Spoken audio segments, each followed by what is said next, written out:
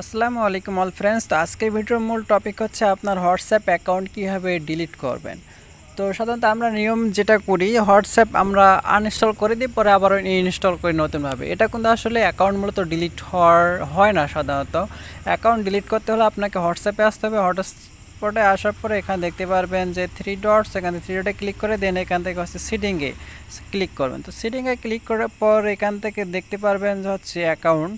So আপনারা এই অ্যাকাউন্টে ক্লিক করবেন। সো অ্যাকাউন্টে ক্লিক করার পর নিচের দিকে দেখতে পারবেন যে আপনি যদি চান যে এই অ্যাকাউন্টটাকে একবারে ডিলিট করবেন, রাখতেই যাচ্ছেন না, তাহলে সেক্ষেত্রে ডিলিট অ্যাকাউন্টে ক্লিক করবেন।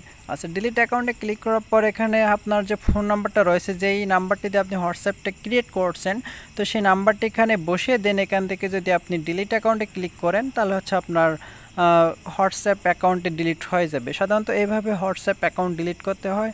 সো এই ছিল আজকে ভিডিওটি ভালো লাগলে আমাদের ইউটিউব চ্যানেলটি সাবস্ক্রাইব করবেন। আল্লাহ হাফেজ।